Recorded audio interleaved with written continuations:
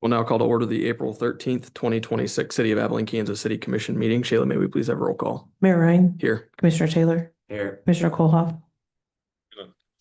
Commissioner Lytle, Yes. Commissioner Meisenberg. Here. Roll call is complete. Thank you. If we could please stand for the pledge.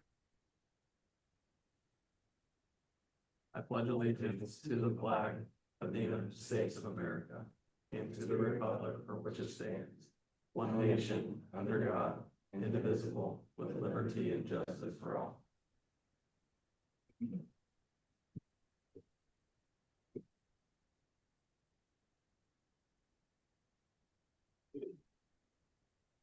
Our next item is approval of today's agenda, and I actually have a addition to the agenda. So I would make a motion to approve the agenda with the addition of 10B, which is a request for executive session regarding non-elected personnel. We already have one as 10A for attorney-client privilege, but due to the nature of the second one, we need to come back in and then go back into a different executive session covered under state statute.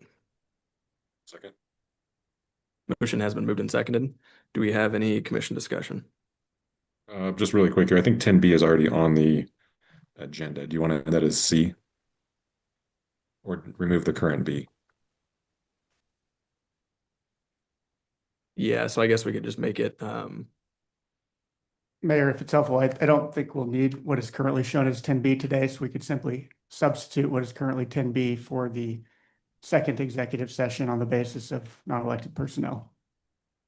okay.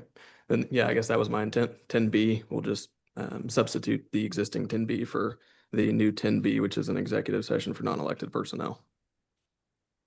I'll renew my second. Do we have any commission discussion?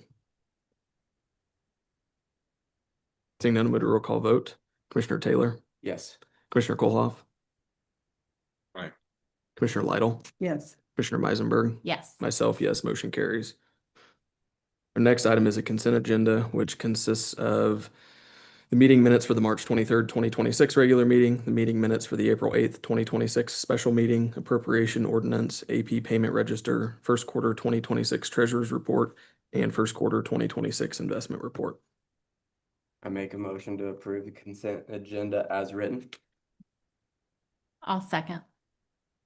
Motion has been moved and seconded. Do we have any commission discussion? Just really quickly, I had sent an email to Finance Director Breon, and she rapidly responded with answers on that. But I will send you an additional email. But I'm curious if you could not only, I guess, account for those rec tax funds, but I'm also curious about the property tax revenue from the RHID project at the Highlands. I looked through your reports here and I didn't notice those broken out.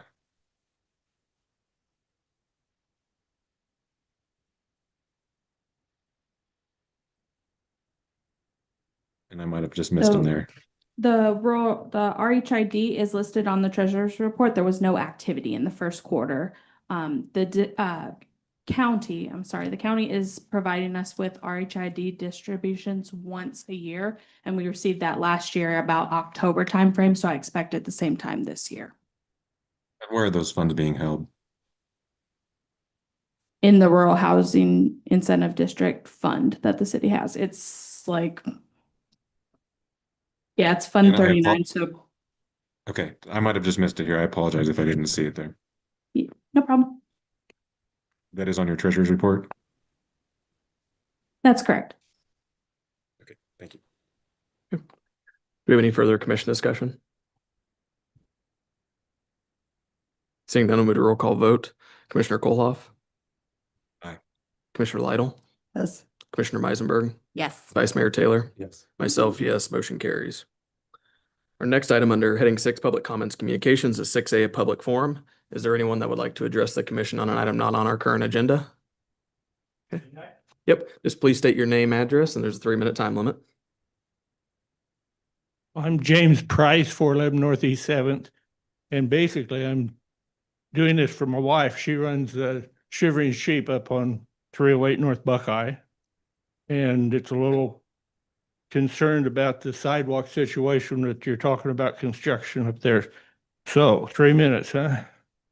This is to protest the proposed Little Summer project. It is imperative that you hear and understand and have to say, as none of you have visited my shop or done your due diligence of visiting with your constituents, I will explain that I am the owner of the Shivering Sheep, a yarn shop on Buckeye Avenue. I am one of the 5 remaining traditional merchants left in the city. 4 of us are located on Buckeye. 2 of us have no rear entrances. I sit behind a microscope for more than 42 years, finding cancer cells, etc. And I'm pretty good at spotting cancer. What you are about to unleash with your project carrying out perfectly good front entrances and sidewalks is like a malignant in a body. It will devastate us. We cannot close our doors while pleasant sight things for anyone, but especially shops gain a following and momentum through the billboards and et cetera that she has on Interstate 70. The people do come to town, and then after they get here, they kind of wonder what they're doing here. Are you so anxious to spend money that you will tear out perfectly good sidewalks and drains, resulting in more empty storefronts? Can anyone tell us how we will access the post office, for example?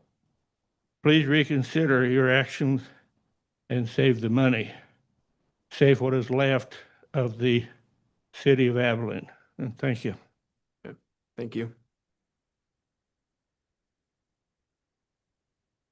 And I know, Brad, you have discussed this previously, that during those design conversations, or I guess the biggest piece of it is to limit the disruption. I mean, there will always be some disruption during any project, but you had talked about doing, I can't remember, the ramps or what have you, while the concrete, if it's being replaced, it's not going to be replaced in every location, just if the sidewalks are failing.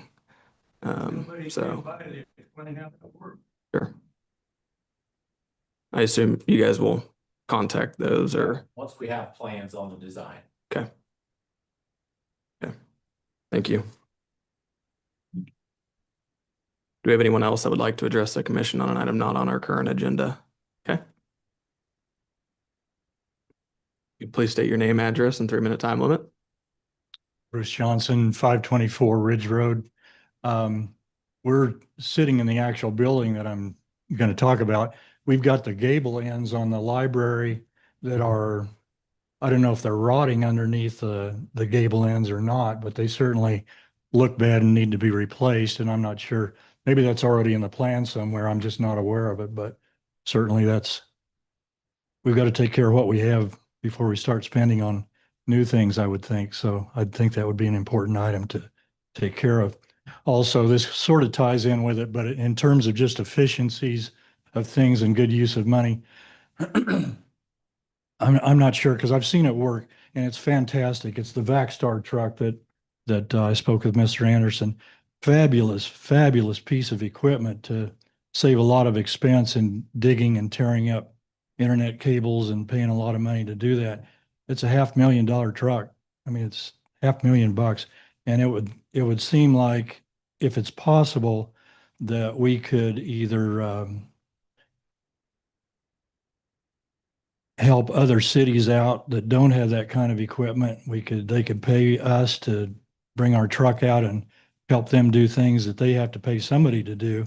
Otherwise, they're going to tear up things too. But it would seem like we could save some of our money, use it for other uses if we were able to use some of our equipment to do that. Thank you. Thank you. Do we have anyone else that would like to address the commission on an item not on our current agenda? Okay. Seeing none, we'll move to item 6B, recognition of Kevin Clark for receiving the Kansas Rural Water Association Wastewater Operations Specialist of the Year Award. Public Works Director Anderson. Good afternoon, Mayor and Commissioners. We're here today on behalf of the city and the Public Works to publicly recognize Kevin Clark as the wastewater operator of the year for the state of Kansas. It's a pretty big honor. He was recognized at the KRWA conference recently. I know the KRWA released something to the newspaper before I got a chance to let it out. But I thought it was right to do this for him. And Kevin's been with us for 17 total years. He's been 3 years as the superintendent of the wastewater treatment plant. So this is just for all you to see and for us to congratulate him in this pretty big honor. Candidates from across the whole state, they go through a whole series of questionnaires and just look at overall knowledge of the plant. And it just gives him credit for what he does for us here in our city. So. That's awesome.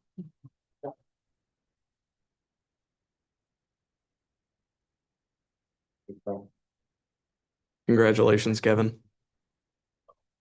Yeah. You guys want to come up? I don't have. Oh, yeah. Come on, Brad.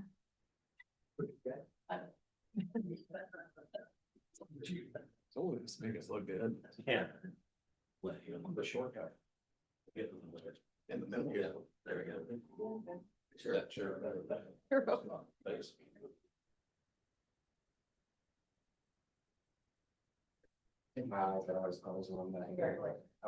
Thanks. Awesome. You want me around two out there too? What? You want me around two on that?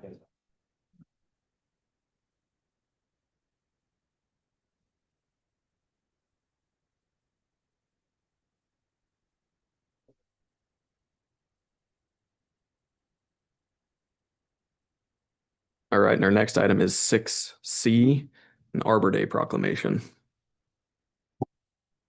Whereas in 1872, J. Sterling Morton proposed to the Nebraska Board of Agriculture that a special day be set aside for the planting of trees. And whereas this holiday called Arbor Day was first observed with the planting of more than 1 million trees in Nebraska. And whereas Arbor Day is now observed throughout the nation and the world. And whereas trees can reduce the erosion of our precious topsoil by wind and water, cut heating and cooling costs, moderate the temperature, clean the air, produce life-giving oxygen, and provide habitat for wildlife. And whereas trees are a renewable resource giving us paper, wood for our homes, fuel for our fires, and countless other wood products. And whereas trees in our community increase property values, enhance the economic vitality of business areas, and beautify our community.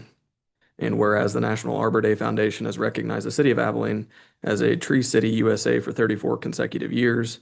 Now therefore I, Brandon Ryan, Mayor of the City of Abilene, Kansas, along with the City Commission, do hereby proclaim April 24th, 2026 as Arbor Day in the City of Abilene and urge all citizens to celebrate Arbor Day and to support efforts to protect our trees and woodlands. And further, I urge all citizens to plant trees to gladden the heart and promote the well-being of this and future generations. In testimony, I have hereunto set my hand and caused a great seal of the City of Abilene, Kansas to be affixed on this 13th day of April 2026. Jenny?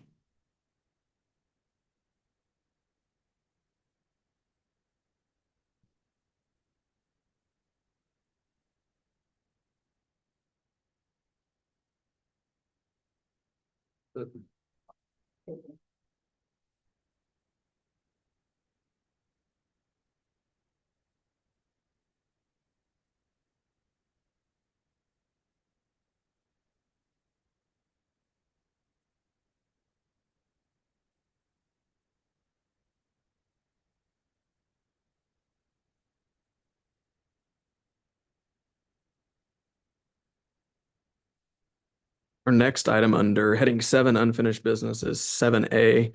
Consider approval of ordinance 26-3477, an ordinance establishing section 1-505 of city code pertaining to standards and specifications for public improvement and infrastructure within the city of Abilene. Interim City Manager Quinn Day. Thank you. This is an ordinance that was brought before the commission 2 weeks ago. Currently, the city code references standards for public improvements, but does not formally adopt or define them, even though staff has been using them for a number of years. This creates inconsistencies and limits enforceability. The ordinance as presented to the city commission establishes section 1505, which authorizes the city manager to adopt and maintain these technical standards. And it requires that the standards are on file and publicly accessible. And that's done by keeping them on file in the city clerk's office, but Public Works and the city inspector, community development will also keep copies on file. The delegation of the technical updates to the city manager is a standard municipal practice. The city commission retains their policy authority and the standards remain transparent and publicly available. This also avoids having to bring back technical engineering updates for formal ordinance every time we want to make a change. The staff's recommendation is approval of ordinance 263477. Have questions for staff on this item? Do you have a draft of those proposed ordinances? The ordinance in your packet is the one we're asking you to adopt. The standards and specifications are available online. Thank you. Yes, standards and specifications. Yeah, they're Those available. those were not in our packet, however. I can't understand them. Sorry, what was that? It was, Those were not in the packet. They're available online. They were in a previous packet. This ordinance is not asking you to adopt those. This ordinance is asking you to give that authority to the city manager to adopt those and amend them as needed. Is there any process by which those would come back to the city commission if, say, there was someone developing something in the public right away and they needed a variance? I mean, No. how does the city commission retain authority over that process? You retain policy authority. If you think that those standards and specifications are improper or you want them changed, then you direct that they be changed. Well, but the way this is written, the city manager can just change them right back. Correct. I don't see that happening practically. If a city manager was directed by the governing body to change a standard and specification contrary to what the city's engineer proposed, he or she would be a fool to go back the next day and change it after the boss said change. And if you didn't like what the city manager did, then you terminate him. That's your policy authority. Right, I just think that maybe we need a resolution that's slightly less severe.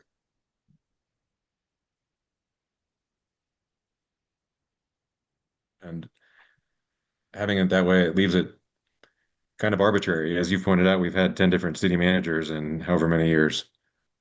And so I think that, Correct, and you've also had these standards for the same period of time with not being adopted. Relying on city staff and the city engineer to have those in place. This just makes it more so. what was the process for changing those previously? Don't know, they've just been that way since people can remember who worked here. So they haven't changed to your knowledge? Not in the 9 months I've been here, no. They've never been adopted by the governing body or any authority. That's what we're asking you for now. They're referenced in city code, that you must follow these standards and specification, but they're not defined or authorized. So we take those standards and specification, which are common. We don't just decide during a staff meeting we want to change something. We use accepted engineering standards. For example, if you look at our driveway entrance standards, they'll pretty much almost verbatim mirror other cities like Salina.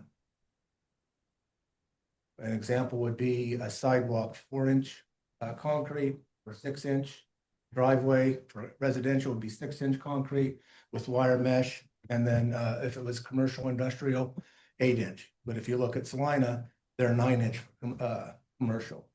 That 1 inch isn't going to make a difference in our engineer's mind. So it's not staff saying, here's the standards. These are engineering standards that are being adopted. I mean, I hear what you're saying, but you've also already pointed out just between Abilene and Salina, there's differences in what those technical specifications are. Sai, I don't know if you probably are more involved in this than anybody on the commission anyway. What are your thoughts on that?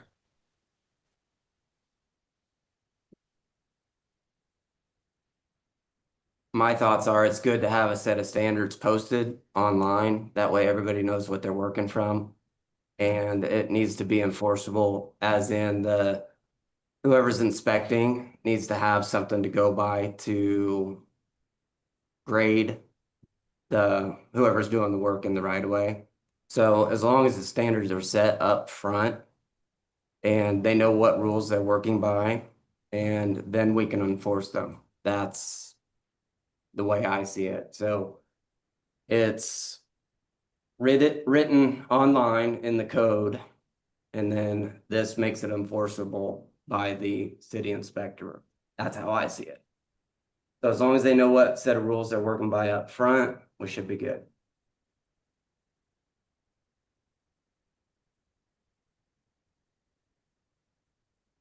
You said those are posted online, Mr. Quinde. Yes, Are those not in the code though, correct? no, they're referenced in code. So where are those? Can you explain, I guess, to me where those are available online? No, all I can tell you is they're on the city website. I couldn't tell you which page, but we'll be more than happy to send you the URL or the actual documents if you like, again.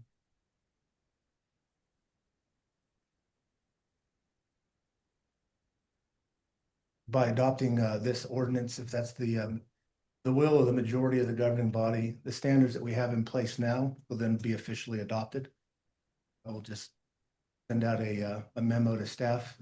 These are adopted, and we currently have some revisions that are being sent to our engineers to make sure that the visions that we want meet minimal standards. Engineer. So if we approve this,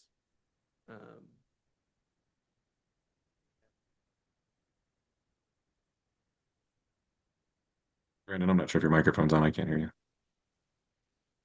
can you hear me? Very, very faintly. Okay, it's very loud in here. I'm trying to kind of stay back a little bit. So if we do okay, she's adjusting it a little bit. Is that better? Great, thank you. So if we do approve this, we have a method of adjusting, amending, whatever word you want to use. What would be that process now if we didn't adopt this? They're not adopted. Right now, they're referenced in code, but they've never been adopted by the governing body or the city manager. So you can say, we want to adopt them. So every time you have a technical change, we will bring that to the governing body, explain that technical change, make sure that a majority of the 5 understand what that is. Some of those can be pretty technical, or the way we wrote it and recommended is that the city manager can adopt those based on a recommendation of the city engineer.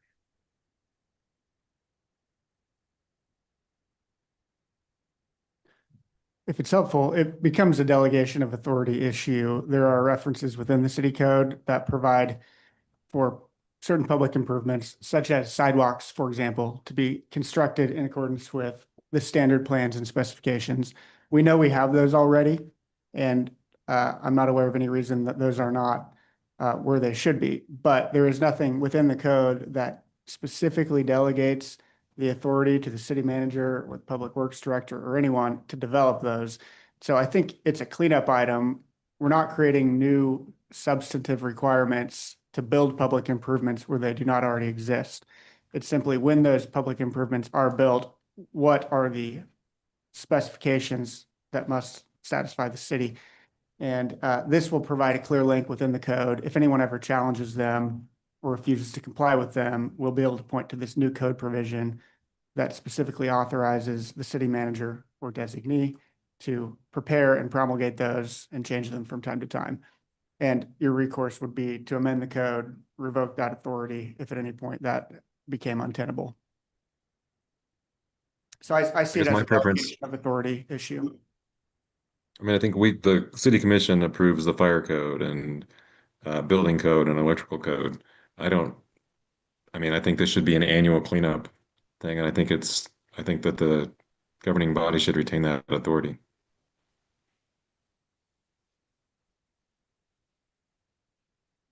I'd be fine with putting this on a study session if we want to look at it further, but that's my feeling. If we can understand a building code, I think this should be fine for us to oversee as well.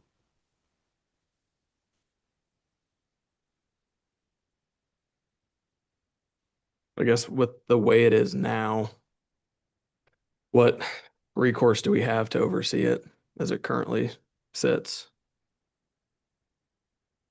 None. I mean, if somebody doesn't build to the standard specifications in the code where it says you will build this following the city's standard specifications,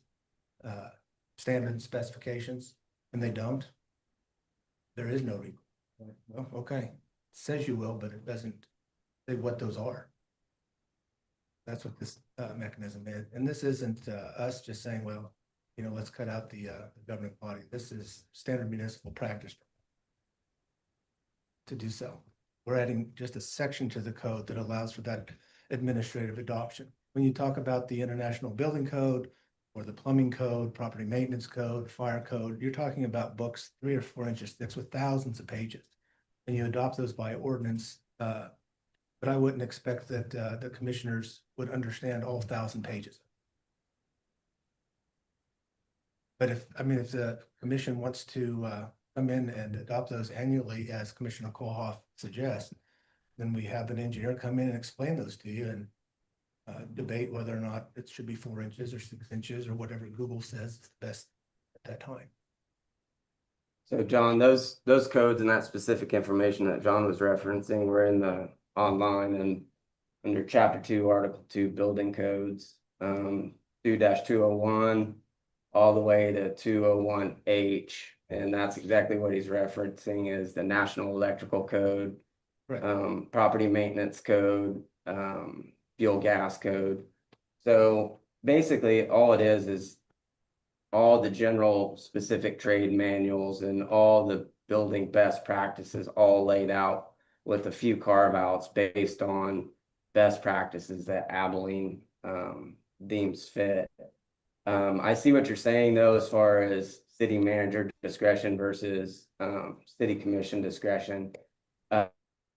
Would it be possible to anytime maybe one of these building codes is amended that an edit would come before the commission? Would that be something that we could work in if it's a non-technical aspect of? Are you talking about the standards and specifications? Correct. I'm not talking about. No, the standard specifications are actually technical engineering documents. Correct. Yeah. They're like drawings. Yes, I'm fully aware Right. of that, but anytime maybe we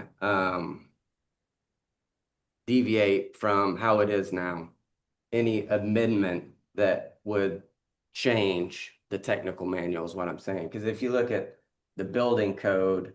Yeah, anytime the building code or any of those are, we bring amendments or changes to those have to be adopted by the governing body by ordinance. Right. So for example, the building code, I'm assuming that the process was that staff went through that and then said, hey, based on all the 4 inches of book, Right. these things don't apply here. We don't need this here.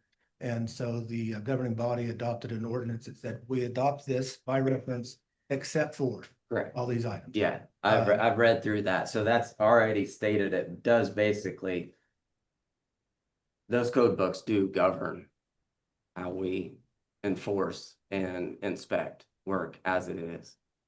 Yes. And anytime any change is made, an amendment is already needed to make that change. For those. Yeah. But in the code, it says that if you are going to build a sidewalk, it has to be built within the standard and specifications that are adopted by them. Right. And that would be the, 2 inch or 4 inch thick and what those. Yeah. So as I understand this, these are essentially, these standards and specifications wouldn't fall into any of those other building codes or anything else. And so we've already, in my mind, we kind of have the precedent that we, as a governing body, approve those. It seems like maybe that's a requirement. It seems that we should just keep that consistent. I think as a commissioner, if somebody says, hey, I don't like this part of the code, we don't have any recourse. There's nothing that we can do as a governing body. And that's what we're elected to do. We're elected to represent our constituents. And I think we need to retain that power. I think you're oversimplifying it. As the city attorney, or maybe it was the mayor, said, if you don't like how the code is or how it's being operated, you could come in here and repeal or get rid of that section and say, no, you know what? We don't like the way you're you're managing this and the way you're adopting these codes and, so we're gonna repeal that section. You can do it from the outset if you want. This is to save you a whole bunch of technical review and stuff like that. But just saying that, the city commission has no authority and there's nothing they can do if we don't like it, that's mischaracterizing it completely. We don't manage those changes now. No, The city sir. manager does. Correct. So that would just be basically codifying What's happening? how it now. is now. Yes, sir. Right.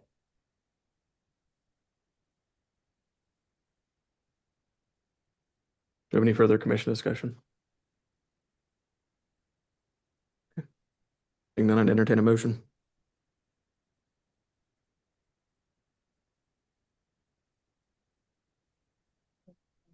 Well, I support it. This is just giving the manager the authority to maintain those standards and the public improvements the way we've been doing it.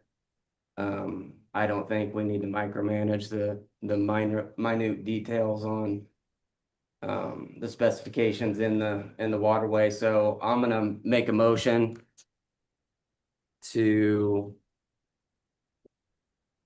consider to approve ordinance 26-3477 and an ordinance establishing section 1-505 of city code pertaining to standards and specifications for public improvements and infrastructure within the city of Abilene. I'll second. Motion has been moved and seconded. Do we have any further commission discussion? Seeing none, I'll move to roll call vote. Commissioner Lytle, Yes. Commissioner Meisenberg, Yes. Vice Mayor Taylor, Yes. Commissioner Koloff, Nate? myself, yes, motion carries. Our next item is 7B, consider approval of ordinance 26-3478, an ordinance amending existing section 7-507 of the city code of the city of Abilene pertaining to sewer rates and repealing existing section 7-507. Interim City Manager Quinn Day. Yes, this is a continuation of discussion that after a presentation from Kansas Municipal Utilities, which the city contracted with to complete a comprehensive sewer rate study, which evaluated the financial condition, cost, reserves, and debt of the sewer utility. March 9th, that presentation was made to the commission. And then on March 23rd, Beth with KMU came back to a study session and answered the commission's questions and went over more of her methodology. The study identified risk with the current rates, which she shared, showing operating shortfalls. Without a rate adjustment, the sewer utility will fall in the negative by the end of the year, probably within the next month or two. The declining fund balances over years because of a lack of addressing the rates with rising cost and inadequate debt coverage. The ordinance as presented implements the recommended rate adjustments to ensure long-term sustainability. Staff recognizes, just as the commission does, that rate increases impact residents and businesses in town, just like water rates do. However, not adjusting the rates now creates larger increases or issues later. If these rates would have been adjusted over a period of years in small increments, you wouldn't have the increase that is in the ordinance now. The study provides data-driven third-party analysis. So we're asking you to approve ordinance 26-3478, which would adopt the rate structure recommended by Kansas Municipal Utilities as presented. Questions for city staff? Or comments from the public? Have you received any feedback from the public No, as sir. far as our announcements or the newspaper article? No, sir. Brad, have you? No. Shayla, have you?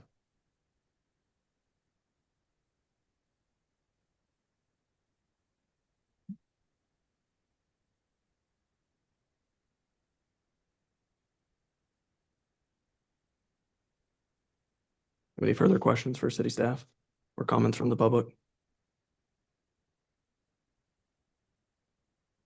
Okay. Seeing none, I'd entertain a motion.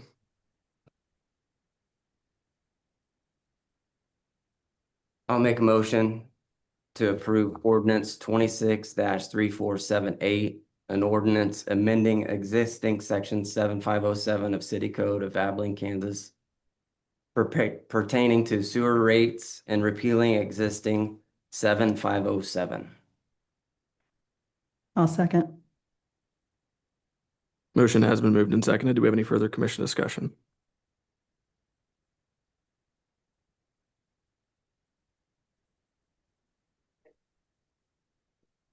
Okay. Sorry, I was trying to write down the motions in seconds just in case. We have no further commission discussion. Move to roll call vote. Commissioner Meisenberg, Yes. Vice Mayor Taylor, Yes. Commissioner Koloff. Aye. Commissioner Lytle, Yes. myself, no, motion carries. Next, excuse me. Our next item under heading 8, new business, is 8A. Let me take a drink. My throat's getting weird. Consider approval of resolution 041326-1, a resolution establishing a risk management reserve fund for the city of Abilene, Kansas, in accordance with KSA 12-2615. Interim City Manager Quinn Day. Yeah, as we discussed last year when we were preparing the 2026 budget, and then also discussed briefly with the Smart Insurance renewal 2 meetings ago, I believe. This resolution establishes a risk management reserve fund, which is authorized by state statute. The fund is used for paying for uninsured losses, deductibles, or claims and other legal expenses. Currently, if we have those expenses, they come out of the general fund from the department that incurs them. For example, if the police department had a motor vehicle accident, they pay that cost, whether it would be their deductible for insurance or the direct repair cost. So that impacts the general fund's unpredictability when you have those. By establishing this, you take a certain amount of money to start it. We're recommending $5,000 from the general fund and enterprise funds total, not from each, to get it started. And then every year you budget what you want to put into it. You get to a level where you want it. This also coincides with increasing the city's deductible from $1,000 for vehicle losses to $3,000. So this will help soften that. It also can save the city some premium increases in the future. If you have a $3,000 loss or even a $2,000 loss, rather than make a claim every time, we can pay for it out of here. This fund is a little unique as whether you spend $1 or you spend $30,000 out of it, it requires the city commission's approval for any type of expenditure at it, even just $1. So we're asking the commission to approve the resolution to implement this financial management tool. I do have a question. I think previously, when we were discussing this, we were realizing I think a $10,000 premium reduction due to that. I guess what was the thought process? I was under the impression that we were going to initially deposit 10,000 into the fund instead of 5. And we can. The reason we recommend 5 is we saw a $10,000 reduction in premium by increasing our deductibles, but the $1,000 deductible premium exceeded what we had budgeted in 26 for insurance. So this $5,000 is actually what you're seeing saved from what we budgeted to what the premium is. Okay, So there's no new spending. It's just taking that amount we saved. sure. I just remembered it being 10,000 and then being 5 in the packet. So I just wanted to, I guess, clarify the change on that. Do you have any other questions for city staff?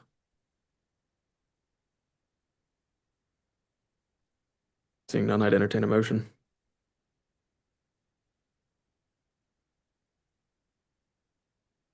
You brought your glasses? I did. Okay. Okay, I'll make a motion to approve resolution 041326-1, a resolution establishing a risk management reserve fund for the city of Abilene, Kansas in accordance with KSA 12-2615. I'll second. Motion has been moved and seconded. Do we have any further commission discussion?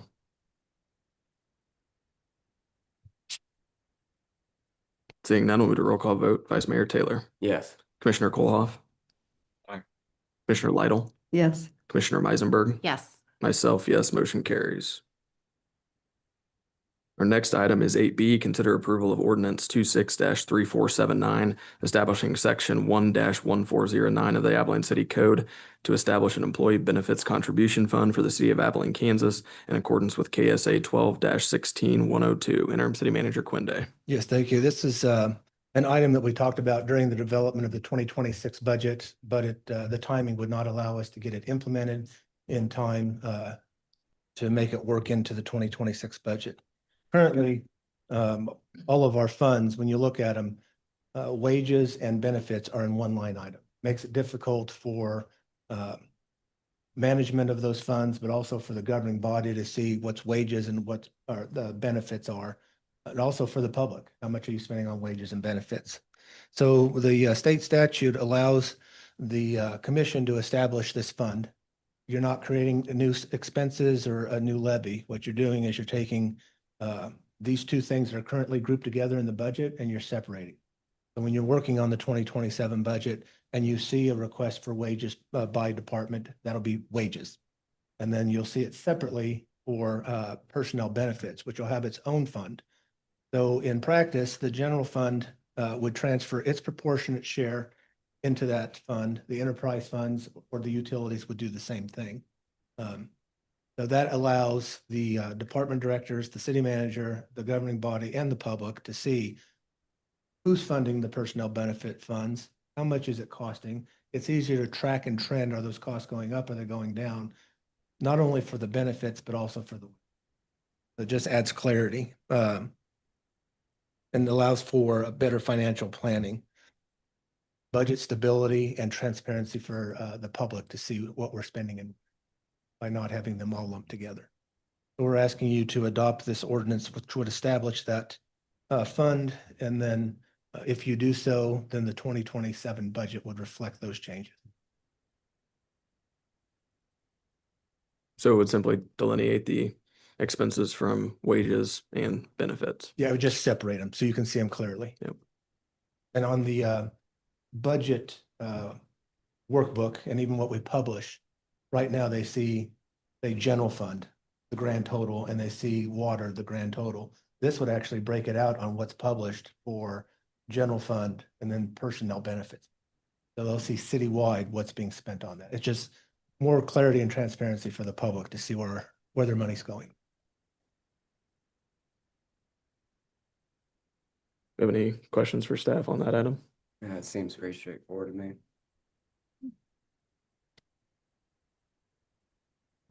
Seeing none, I'd entertain a motion. Make the motion to approve ordinance number 26-3479, establishing section 1-1409 of the Abilene City Code to establish an employee benefits contribution fund for the city of Abilene, Kansas, in accordance with KSA 12-16102. I'll second. Motion has been moved and seconded. Do we have any further commission discussion? Seeing none, we'll do a roll call vote. Commissioner Koloff.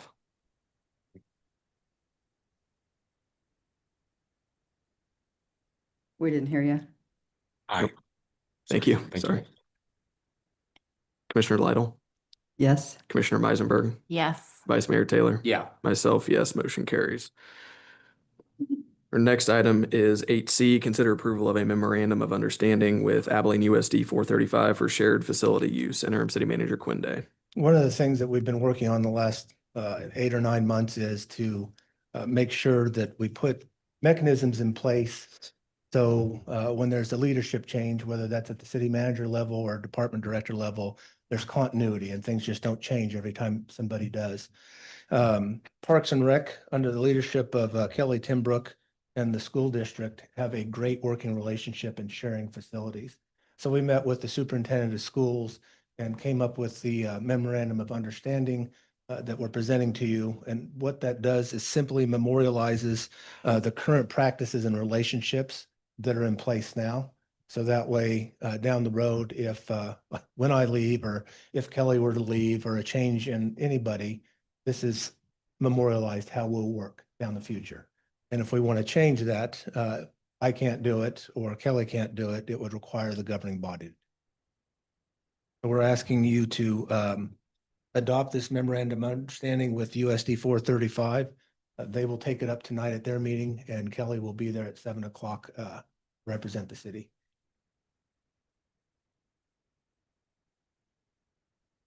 Just clearly codifying what's already happening. Yes, sir. Between the two organizations. Yes, yeah.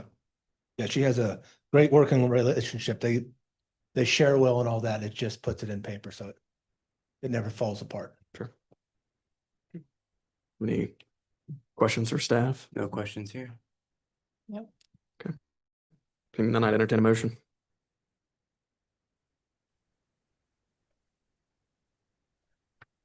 I will move, we approve a memorandum of understanding with Abilene USD 435 for shared facility use. I'll second. Motion has been moved and seconded. Do we have any commission discussion?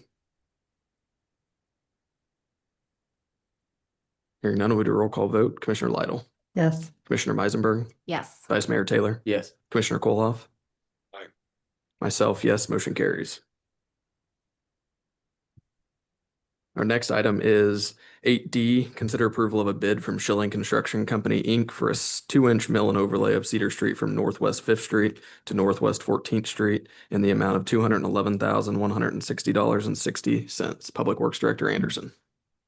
Good afternoon, Mayor and Commissioners. The topic of the Cedar Street for the local street project, project number 26-1-LSP, which means local street project. I was honestly pretty happy with where the bids came back. I had an estimated, based off of last year, that the project was going to be somewhere in the vicinity of 230,000. Both of those bids, one came in pretty dang close at 227, 288. And then the low bid by Schilling came in at 211, 160 and 60 cents. Something that I wanted to point out were the optional bid / alternate bid items that I listed for paint stripe marking and concrete leveling around the manholes and water lids. Those were optional because we have the option, if time allows, as a city staff to either do those ourselves. Now, our paint striping machine is very basic. It would be a job. In my opinion, any of the one bid that did come back from APAC as an optional bid item, it came back within, my opinion, what is the city manager's approval spending limit. I think I can also look into another company that has spray options, the one that did 14th Street. So I think in all, if we're going to look at doing it, I have those options yet. So I'll come back. I'll get bids on those two projects. I think most importantly right now, we're here to get approval for the 2-inch mill and overlay. The project would be scheduled for sometime this summer. Honestly, don't have an exact date. It is whenever it would fit into their scheduling, and more than likely that they're in this area doing it. It'll be similar to 3rd Street last year. There will be a few interruptions on the street at the time they're doing whichever specific lane. So when you're talking residences, there may be interruption for a daytime period, just like there was on 3rd Street. We'd give notice, obviously door hangers we put out, whether or not they decide to do one whole direction, which is what they did last year on 3rd, and there'd be some interruption. So residents would have to park on the side streets, or depending on what side of the street, a lot of the residences have alley access, specifically the west side. So there will be a little interruption, and we're just going to have to work with everybody. But all in all, just like 3rd Street last year, I think everybody's going to be happy to get a new street put in place. So do you have any questions about the bid process or anything there? Like I said, the two optional items were great, but I think I can get some price quotes on those and move forward on them on my own. So on the optionals, did Schilling put in a bid for the optionals? They did not, but they did email me afterwards and say that they can still work some up. I honestly think it was a time factor, but I think it can be an option with them yet. But we'll just see where the pricing comes in for everything, to be honest with you. Do you recall the last time that specific stretch was overlaid? Off the top of my head, I do not. I know that the condition it's in, it's been a while, and we've done several repairs up there on that street with water lines, and that's why it's been patched and repaired so many times. I do have plans to kind of sit down with my utility superintendent, Joe Hawk, and if there's anything else we need to get wrapped up real quick before we go and lay a new street in, so that we aren't ripping up a brand new road. Yeah. So. If I recall, I feel like I remember in high school, maybe there was a chip and seal or something done there that Yeah, became it- quite the mess. it's possible, yes. And Schilling, were they the ones that did their? Schilling did Third Street, and I'll Okay, be well, honest, that they was were, very, very they effective. were really good to work with and Yeah. very professional. And so, Yeah. I've got no problem. As you've seen in the list, I contacted Hall Brothers, another big company in North Central Kansas out of Marysville. But for this size of project, they just decided to pass again. And then as you've seen, I didn't get a return bid from the Wichita company. They did bid last year, but, their price was pretty much, consecutive higher by a lot. So, then we opened it up to the public in the bidding process, and you're just not going to get very many asphalt companies. I think the two main players that I assumed right here in our area were the ones that put in the bids, and that's what was expected, to be honest. Did I understand you that you would have city staff do the concrete leveling if possible? If possible, yeah, and if it works out, I don't have well, maybe I do. How many there were? I wanted to say like pushing 20 total concrete structures in the road. When you're talking manholes and, water lids, turn off. So it'd be substantial work. But yeah, we'll just see where it turns out. And honestly, our time with our staff. Once the overlay is done, how long of a stretch of time do you have between the overlay getting finished up and needing to start on the concrete? Honestly, we could go in around it if we have time to fit it in while they're doing as much as they can, but I doubt them companies want to come in and roll and get it laid and get out of there. So it would be us going in and jackhammering around and removing the concrete and pouring and just putting back in place. So it would be done one by one. I mean, Yeah, they would go around the concrete. That's correct. sections. Yeah. We've got a few that are in not too bad a shape, to be honest with you, and they do a good job of milling right up to the edge of them and not getting into that concrete and disturbing it and breaking it. So they'll do their best with what's existing. And once they lay in the new grade of the new asphalt, if we don't have to do much to them, that's just a bonus for us, to be honest. That answer your question, Mr. Koloff? Yes, thank you. Do we have any further questions for staff? None, I'd entertain a motion. I would say that one definitely needs it. So I would make a motion to consider approving the bid from Schilling Construction Company, Inc. for a 2-inch mill and overlay of Cedar Street from Northwest 5th Street to Northwest 14th Street in the amount of $211,000, $160.60. I'll second. Motion has been moved and seconded. Do we have any further commission discussion? Hearing none, we'll do a roll call vote. Commissioner Meisenberg, Yes. Vice Mayor Taylor, Yes. Commissioner Koloff. Aye. Commissioner Lytle, Yes. myself, yes, motion carries. Our next item is 8E, consider approval of a contract with Invoice Cloud, Inc. for an electronic bill presentment and online payment system. Finance Director Briand. Mayor and Commissioners, today we are requesting consideration of approval of a contract with Invoice Cloud to process online payments for utilities and permitting. Currently, the city uses Tyler Tech for all utility payments and will continue to use them for in-house credit card processing. However, as we've been reviewing our operations, one of our priorities has been identifying opportunities to reduce costs and improve efficiencies where we can. With online payments continuing to grow, this is an area where we can make a meaningful impact. Invoice Cloud allows us to lower our processing costs. It reduces credit card fees that we pay for utilities, because we do absorb those, from about 2% plus interchange down to approximately 1.23% plus interchange, along with lower e-check fees. Over time, that results in real savings for the city. In addition to the cost savings, it integrates with our existing systems and improves overall efficiency. It also provides more payment options for customers and tools like paperless billing, which could potentially save us around $4,800 annually in printing and postage, even with a conservative participation rate. So while this does improve the customer experience, the primary driver behind this recommendation is reducing our short-term and long-term operational costs while making our processes more efficient. If you have any questions, I can answer.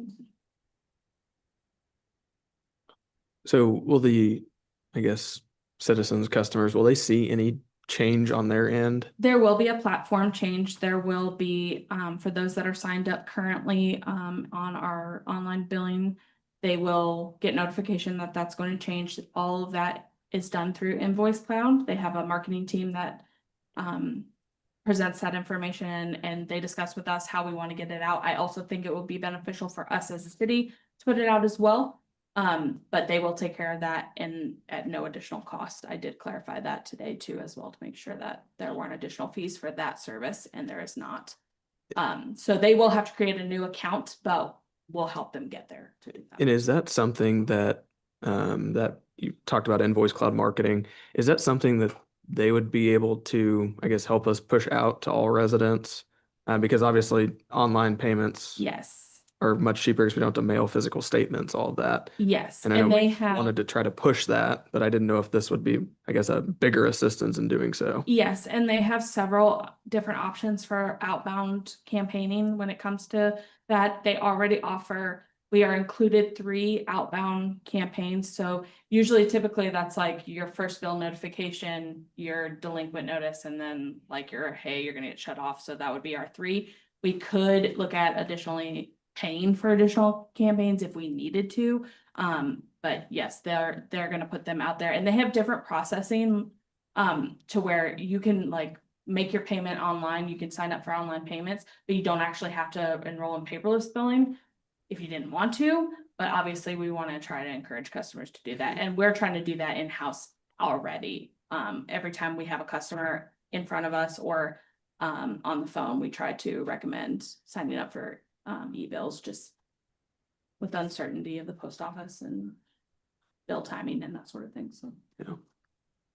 How does this interact with our InfoSend contract? I'm sorry, what was that? How does this interact with our InfoSend contract? So it won't interact with our contract currently because we will still continue to use InfoSend. I believe we still have 1.5 years left on that contract. We will still send out bills to those customers that are not signed up for e-bills. So that won't change whatsoever. It'll just reduce our costs if we have less. But we didn't I guess sign. that's kind of what I'm getting at. If we have, say, 500 fewer people because they're doing e-billing, how does that affect our InfoSend contract? Well, as far as I am aware, I don't have the contract in front of me, but we're not tied to a specific number in the InfoSend. So whether we send, it's per item sent. So whether we send 500 or we send 2,000, they charge us per what we send.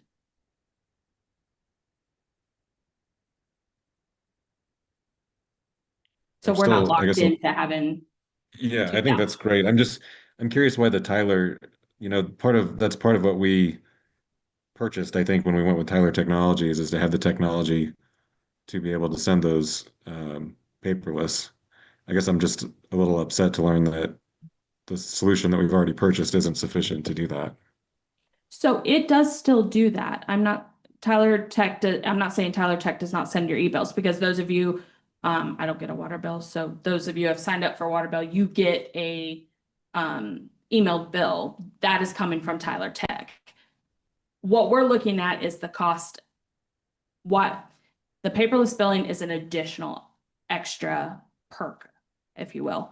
The incentive to switching to Invoice Cloud is that cost savings that we are already budgeting and paying for at 2% with Tyler Tech. Now we're dropping it to 1.23.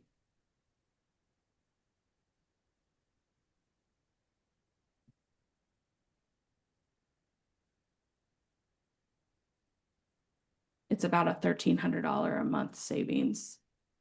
while simultaneously keeping Tyler contract Correct. going Correct. and 'Cause- adopting this one Correct, yes. is an Because we will, additional 1,300. yes, because we will still hold true to our contract with Tyler because we'll take their credit card processing in-house. This will strictly be for online payments. Okay. So anyone who makes it online. I had a question about the biller portion. So I was reading through the Mhm. contract stuff and they had the biller portion that we needed to take care of to get the go live date. How long is it gonna take our staff to manage that transition? And if we adopted this, how long would it take to go live on? Yep, we're already working on the biller portion of that, so that's already in the works, and we're looking at 90 to 180 days for implementation. Okay, so from the time from now. From approval, Gotcha. whether that's now or later. Sure, okay. City Attorney Martin, have you had a chance to review both of those contracts? At some point, I likely would have. I did not look at them in the context of reviewing the invoice cloud agreement. I did work with Kelsey extensively on the one before you, but did not juxtapose them with those other contracts you've referenced. I guess before we approve that, I would like to know that we're not stepping on our toes with relationship to those other agreements. As we sit here today, I'm not prepared to make any opinion on that simply because I haven't looked at it from that perspective. So I'm deferential to Kelsey.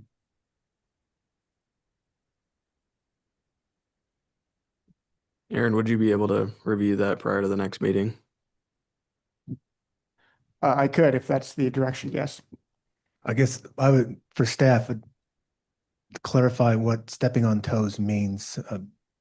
So I guess from my perspective, I just want to make sure we're not interfering with either of those other contracts. no, we would not be with the contract that's in front of you. This contract and what the work that Kelsey has done and then worked with Aaron to get the agreement the way we wanted it would not interfere with the other contracts or operations. It's intended to save the city money. We reached out to Tyler to see if we can just pay them less rather than bolting on another solution. Yes. Yes.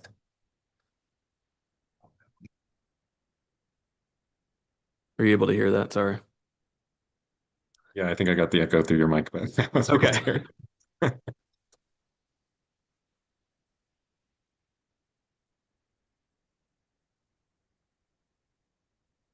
How does the level of service compare? I mean, we already understand that Tyler is, there may be a cost savings there if we go back to them and check. But service wise for the customer end of it is, Invoice Cloud better suited to serve Abilene water bill payers? Yes, so I'll make a note on that. I did reach out to Tyler to verify if they would reduce their costs, and 2% is what they're sticking with our contract. Secondly, I also worked with Junction City as well. They use Tyler in Code 10, which is the same thing that we use, and they also just recently switched to Invoice Cloud and are also very happy with the level of service that Invoice Cloud provides. Additionally, Invoice Cloud offers several other options that as we're moving into different times, like they can pay with Venmo through Invoice Cloud, things like that where, are newer forms of paying your utility bills. They offer those where Tyler Tech does not. How does that technical side, how does the customer interact with the online portal? What do they have for website? Does it integrate with our website? How's that work? Yes, so it'll integrate with everything that we have currently, both Tyler and Munologic, which is essentially what we're trying to, what brought this up for permitting side of things.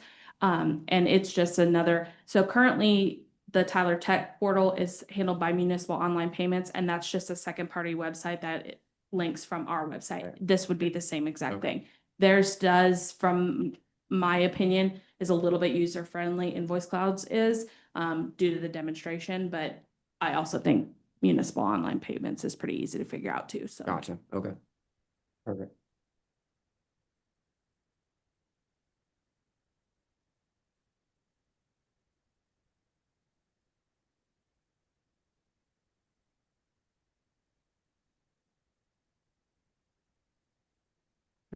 Have any further questions for staff?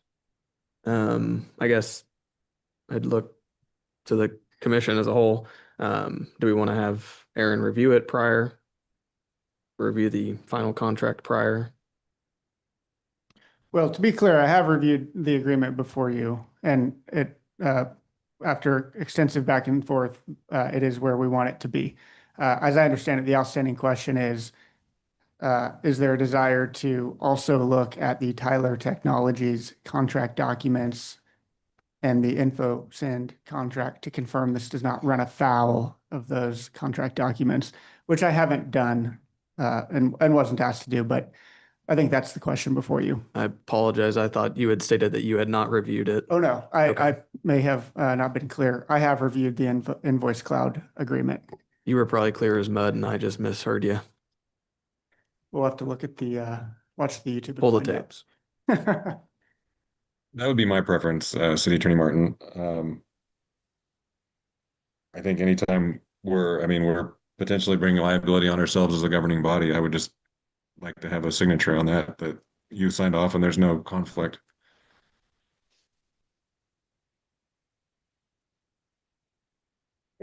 Happy to do it. I'm deferential to Ms. Bryan and Mr. Quinde as to, the confidence level there, but if that's the direction, then I'm sure we could do that by the next meeting. Not Aaron, but city staff has looked at. We don't have a legal opinion that it doesn't run afoul, but it doesn't run afoul. Other municipalities are making that switch. And this is not the only one that council will. And time looking at ways to save money. But like she mentioned, Junction City transitioned to it, and they also have Encode 10, like we do. But if it's a legal opinion you want, then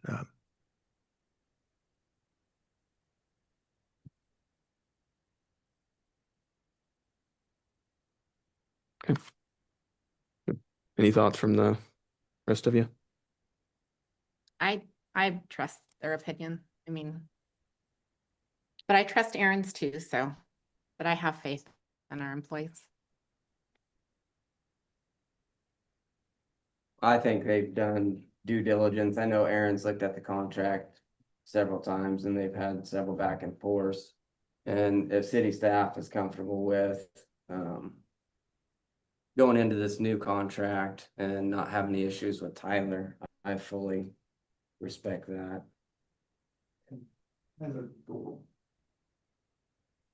Tyler is aware because we've reached out to him trying to negotiate a lower price. So they know that that's our intent is to move there.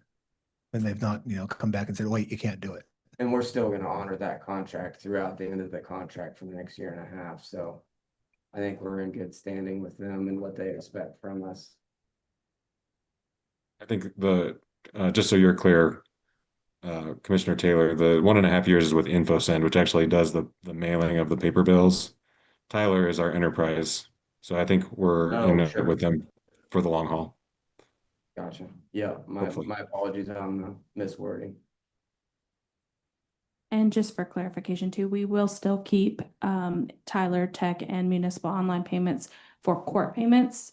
Invoice Cloud does not have a court payment processing yet, so we're still holding our contract there, both in-house for utilities and online for municipal court.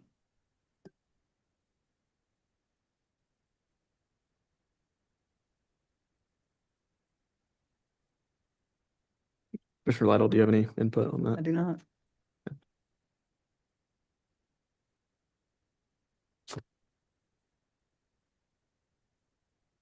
Are you looking for a motion? If you'd like to. I'll make one. I'll make a motion to approve the contract with Invoice Cloud Inc. for an electronic bill presentment and online payment system. I'll second. Motion has been moved and seconded. Do we have any further commission discussion? I'll just kind of reiterate, I think we're looking at, what'd you say, 90 to 120 days to get this implemented, so I don't think waiting 2 weeks is gonna be the end of the world to have a contract review. That's certainly my preference, and I guess that's the reason I'll be voting against it. Do we have any further commission discussion? Nope. Okay. Seeing none, we'll move to roll call vote. Vice Mayor Taylor, Yes. Commissioner Kolhoff, Nay? Commissioner Lytle, Yes. Commissioner Meisenberg, Yes. myself, yes, motion carries. Our next item is 8F, review and discussion of a memorandum of understanding with Dickinson County for emergency sheltering at Sterrell Hall. Interim City Manager Quinde. Yes, this is not an action item, but just to have a discussion with the city commission, explain why we started this, where we're at, and where we'd like to see it go, and get direction from you. As you're aware, I believe you had a snowstorm a couple of years ago that there's no sheltering in place for it, and it's my understanding that the city commission at the time appointed a committee to establish a shelter. I met with one of those committee members, and we had some discussions, but it really didn't go that far just because of timing and availability. But as the commission's aware, city staff has been working on an emergency operations plan specific to the city.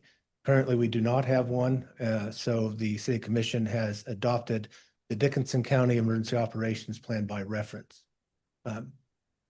which is not uncommon for small cities, 1,200 or 1,500, 2,000. But under the Dickinson County plan, and it's common that the county is responsible for sheltering. But within that plan, it'll say that each city, has to designate a spot. So by me saying that the county's responsible for sheltering, it's based on interpretation, which they're redoing their plan now, but they will coordinate when something should occur, and then the city has to make the facilities available and man those. So staff has met with Dickinson County's administrator and emergency manager and finance director. I also think he's like the deputy county administrator, Marcus, to discuss this. One, clarify that the definition of shelter, what the city's looked at before is either a warming shelter or a cooling shelter. So when I'm referring to shelter in this memorandum of understanding, it is not a tornado shelter, which is a whole different set of standards. We wanted to get away from any thought of using the community center as the shelter because frankly, it's not built for it. Because when you do have a shelter, you have certain responsibilities and obligations, such as monitoring who's in there, where they go, allowing for showering if it needs be, and feeding them and things like that. So when we met with Dickinson County, the county offered us the use of Sterrell Hall, which is perfect. It has a kitchen, it has everything we need.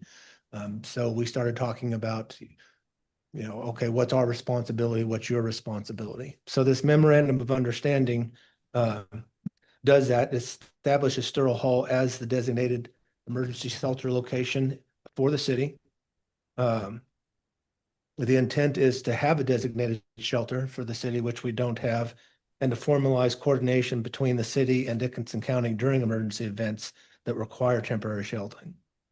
The key provisions of the agreement outlines that we can't have any more than 250 occupants in there. The county will provide the facility to us, and we're responsible for sheltering operations and staffing.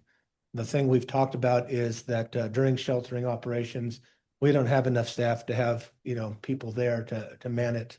But we'll work with those NGOs or non-governmental organizations, such as the one that Cindy Whittington belongs to, Harris and Coalition. start getting civic groups trained up how to manage shelters. So we can have a staff person in there checking in on them, but once we open it, they would actually manage it, sign people in, answer questions, get cots out for them, that type of stuff. But it wouldn't be just limited to whatever group she belongs to. our plan moving forward is to try to get different civic groups on a rotation. So they're not having to do it year round. The MOU establishes coordination procedures during activation, who has to call, how long they have to open it, who's responsible for what, roles for setup, management, and demobilization, expectations for communications between the city and the county. Like I said, there's not a formalized agreement in place defining how sheltering operations would occur at the city level. So this MOU that we're presenting would ensure that the roles are predefined before an emergency occurs. So during an emergency, even if it's just an ice storm or a heat wave with no power, our roles are predefined. Response efforts are coordinated and efficient. The city and county working together and having a plan ahead of time. And then there's no confusion during time-sensitive situation. So the city would be responsible for operations and staffing, which is typical in emergency sheltering agreements, especially when local personnel are best positioned to respond quickly. This does not create a day-to-day obligation for the city. It only applies when the shelter is activated during an emergency. What this does is it benefits the city by strengthening regional coordination, not only with the city and Dickinson County, but also with other cities that may not have a shelter and may want to send somebody over. Emergency preparedness and the city's ability to respond to community needs during a disaster. Bottom line is this agreement that we're still working on fine-tuning. I just sent back a proposed revisions to the county. Ensures that we're not figuring out our roles during an emergency. We've got a plan ahead of time, just like that emergency operations plan would.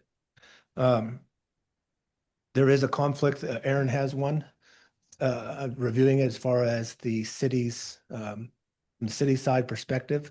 So we're having an outside counsel review it once Janelle and I come to an agreement as far as the framework and who does what to make sure that it's written legally before we bring it to you and to the Board of County Commissioners for consideration.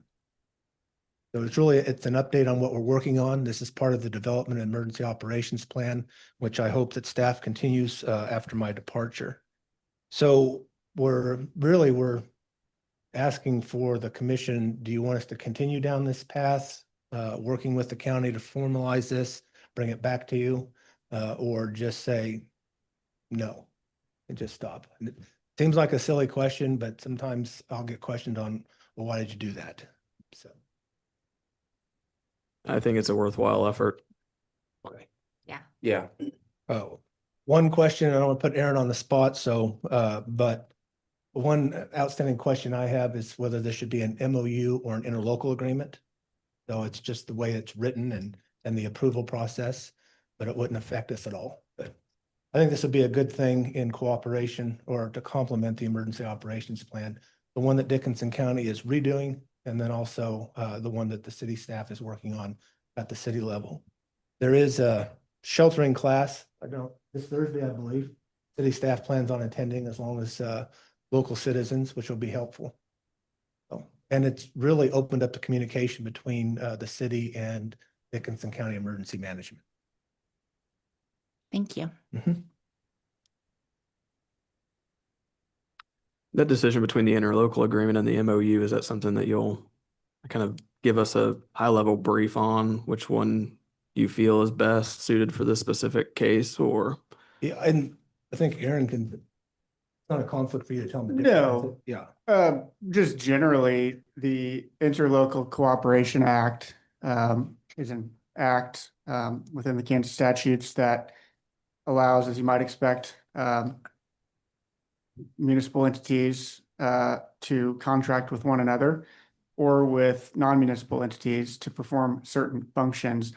And if it's a true interlocal agreement, which sometimes agreements between municipalities are called that, but if it fits the criteria of the Interlocal Cooperation Act, it must contain certain ingredients, including the duration, the precise organization and composition of the entity that will perform the proposed actions. And it must ultimately get Attorney General approval. That's the kicker. There's an exception to the Interlocal Cooperation Act that essentially says that if what you're agreeing to do together can be done already by one of the members to the agreement, just pursuant to its own powers, then it doesn't need necessarily to comply with the formal requirements, including Attorney General approval under the Interlocal Cooperation Act. Sometimes, for various reasons, there is a desire to formalize it nonetheless, just to get the Attorney General's approval and to be more formal. Ultimately, as to whether this requires that or whether it can be subject to something less formal, such as an MOU, will be a question that we'll have to answer. But it would boil down to, is this service, is this endeavor within the proper scope of legal authority for both the county and the city? Do you have any further questions on that item? I do, and it's probably silly, but like you said, cots and bedding and food, who provides that? I think his name's Chancey. The county emergency manager said he would have access to those and Okay, could provide those. One of the details we have to work out is, are they going to be stored there? Because when an emergency or disaster happens, that's the last thing somebody wants to do is have to go run somewhere and get a bunch of cots, haul them, and then set them up. sure. So, Okay. yeah, thank those you. would be the details we'll have to work out.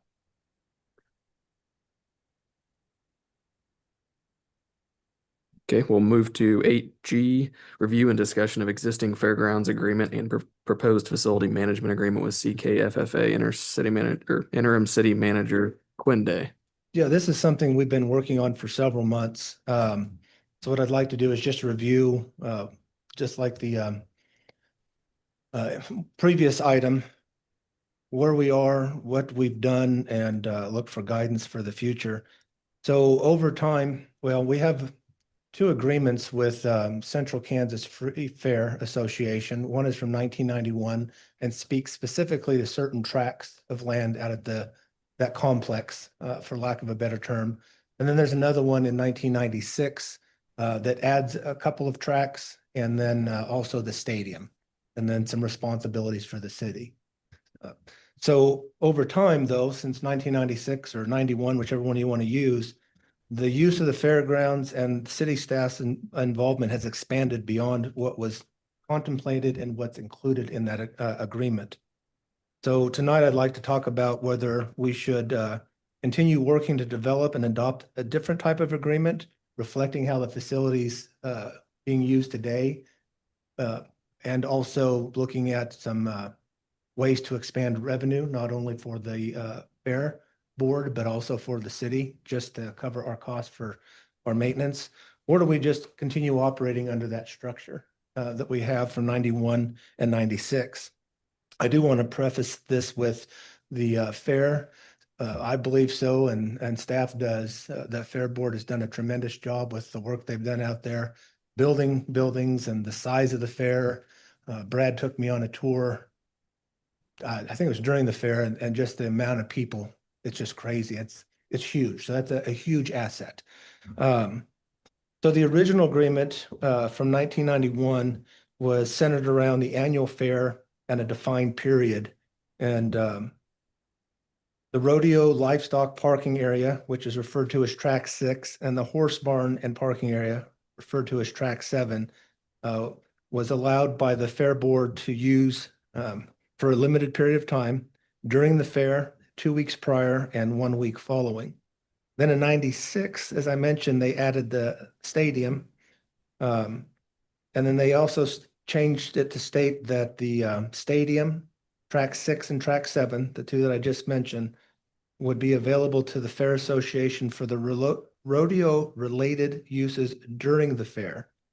And track 6 and 7 would continue to be available 2 weeks before and 1 week after. The cities had some responsibilities included in 1996 agreement, and those include hauling straw daily from the horse barns, and assistance from the Public Safety Department on traffic coordination, and then access to city water. The current reality is the operations have expanded way beyond the original scope. City involvement now includes cleanup from animal events year-round. It was a week or two ago. What they do is they will push the straw and the manure to the curbside and then call the city and we come pick that up and haul it off. Clean up outside of the fair, parking, expansion, year-round mowing of the carnival grounds out there, that big field, mowing of that. And then year-round water use. So not just during the fair, that 2-week period, 2 weeks before, during the fair and the week after, year-round, which last year was a little bit more than 500,000 gallons of water used. At the same time, the stadium has been and is still being used for events outside of that defined fair period, such as barrel racing and team roping events, which are, there's some scheduled, I believe, on May 20th and 21st. So, so the use of the facilities and the support the city's provided is expanded, but the agreement's not been updated to reflect that. What we did is we asked to meet with the fair board. They sent a few representatives. We discussed just what I presented to you, and then we suggested that rather than just have this defined period, kind of like a lease agreement, you get to use it for fair time and 2 weeks before and a week after. Let's move towards a facilities management agreement. You can manage all of those facilities out there year round. And if you want to rent out the RV park portion, I'm not sure if that's really what it's called, but it's got the pedestals for it. You want to rent out the stadium and those types of things outside of that defined period, great. But one, outside of that period, we want to make sure that if we're denying somebody, that it's not a violation of anything we have to follow, you know, because of who they are or their beliefs or anything like that. And then we asked that outside of the defined period, which is the fair 2 weeks before and 1 week after, revenue that you would generate, for example, during the barrel racing and the other one on May 20th and 21st, that we revenue share part of that, just enough for us to recover our cost. Because we maintain the stadium, we haul off, you know, the hay and manure, we mow, we do all these things, and we could give you an approximate number. And then that would also allow them to increase their revenue by doing it year round. So they seem to be agreeable to that. We reached out to them, I think about a month and a half later, and they said they had sent the agreement to their attorney. A couple months later, we got it back. It was about 2 weeks ago we got it back. And what their attorney has presented is complete shift on the opposite end of the spectrum. It basically says that you'll continue doing all of these things, but we're not going to share anything. And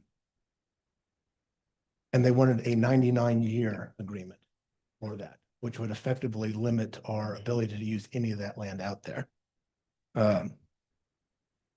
So really what that agreement does, it created a misalignment between the use, responsibility, and our cost. So I guess to address those two divergent positions, this is not about whether or not the Central Kansas Free Fair Association has been a good partner. They have. They've brought a lot of value to the community. They continue to do, just with the work that they do out there with their buildings and whatnot. But this is more about aligning what's actually happening with an agreement, because what we're doing today does not align with the 96 agreement. So our question for the commission is, do we continue trying to work with the fair board to come up with an agreement we're both agreeable with, that it would allow them to use that year round, so they can, because right now they're using it year round without permission. I mean, technically they're not supposed to, but it would allow them to have those types of events, bring people to town who would spend money otherwise, and then ask for a recovery of the city's costs, because otherwise the water utility is paying or eating that, and then the cost for public works to come mow and clean up hay and manure comes from taxpayer dollars. Or the other option is just leave it as it is, but only do those things that are required under the agreement. Now, So have you had any conversations with them after receipt of the, I guess, the revised contract, or what was proposed by the attorney that they're using? No, I sent the Fair Board a letter raising concerns about their proposal, and that we'd like to continue working towards an agreement that that's our position is it benefits everybody. Let's get an Mhm. agreement we can all live with. Absent that we would just rely on the 1996 agreement and follow it until a new one is in place. Whether that new one just updates the 96 agreement and says, yes, you're going to do this at no cost, or it's a facilities management agreement like we proposed. It seems odd. I don't know why. No offense to Aaron. I don't know why an attorney is driving policy for the Fair Board. Yeah. So I mean, Yeah, our intent is unless the commission says, you know what? Don't do that. Just stay with the 96 agreement and keep it going like it's been. Our intent is to still reach out with them, meet with them, and talk with them. I truly think one of their biggest concerns is the revenue sharing. And the full board wasn't there. I don't know how it's relayed to them. Maybe they think we're asking for a percentage of their revenue year round, but we're not. During their time, I mean, that's their thing and that's their big revenue generator. We don't want to interfere with that, but the things that they're having outside of it, we would like to recover our costs. Also keeping in mind that we have to maintain the stadium. One of the things we're looking at having to do is replace all the seating. And we don't have any money to do that now. This would be a way for us to start saving toward. yeah, I guess that's my feeling on it, is continue working with the Fair Board. I guess in my line of thinking, if we in the Fair Board can come to an agreement, I mean, the attorneys can check for the legality of anything within the agreement, but they shouldn't be driving policy. Right. If the two boards agree on something, that's the direction. Okay. We'll reach out to them tomorrow in person or by phone and say, hey, can we set up another meeting? And this time with the full board, go over our proposal again, our concerns face to face. In the meantime, we'll just follow the 1996 agreement, and then hopefully we can come up with something. You But said, Mr. Quinde, I'm sorry to interrupt you. I think you said that you have, or you could come up with some numbers for what it's actually costing the city. for yeah, providing these services. I can tell you just for water, based on 2025's usage, under our old rate cost, it was just under $4,000 in water. They use 511,000 gallons of water. And under our current rates, that would be just under $6,000, which doesn't seem like a lot, but when the water utility is in the position it is, and like a lot of boards, like the Fair Board, the one where I live, $6,000 is a lot of money to them, a lot of money to anybody. So I did some checking just to make sure, okay, we don't want to do anything to harm them, make them, run out of money. So I pulled their 990s, which are public record for 23 and 24. And they're over there somewhere, but I believe in 23 filing, their net assets was just under $800,000. And in 24, their net assets were over at $1.1 million, which I'm sure they're probably saving for more capital improvements. They're doing a ton of it. One of the things the 990 show is they've received a lot of grants and donations, more than $500,000. But it also shows that their revenue has increased by double digits every year from the fair. So, which good for them. I mean, that's great that they're growing. I just want to make sure that we're trying to recover our costs at a minimum. What are the other expenses? You mentioned like hay and manure removal. Is there anything else? And do you have an estimate on the cost to the city for providing those? Not off the top of my head, but we mow the carnival grounds every time it needs to be mowed. And then every time they have an event with animals, pig shows, sheep shows, this barrel racing, and I can't remember the name of the other one. We go out and we haul off hay and manure. So there is a cost. You think you can get us like even a good ballpark number to work with there? No, I wouldn't want to guess. publicly and give you a number that can be. Yeah, I don't want you to guess. I'm wondering if you can work with your team and Public Works and Yep. come up with something that we could rely on. Yeah, because you probably couldn't hear, but Kelly Timbrook, our Parks and Recreation Director, also mentioned chemicals because of spraying and stuff like that we do, maintain it. Yeah, and I looked at kind of all those agreements, and I'll tell you, they've kind of gone to mush in my brain here. Does the city not use that land for anything else? You mentioned like the carnival grounds specifically. That's probably the biggest mowing burden, right? We don't use the carnival grounds for anything, but Not technically our land. that's their property. We don't own it. So that's why, in my mind, we shouldn't be mowing it for free.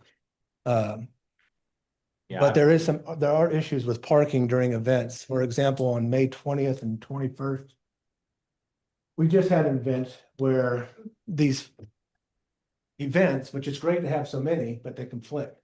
And without communication and us knowing what they're scheduling, when they're not supposed to be scheduling anything at the stadium outside of those weeks, causes problems. Yeah, we had to cancel our softball tournament this weekend because of wet fields. So it got rescheduled it's actually May 30th and 31st.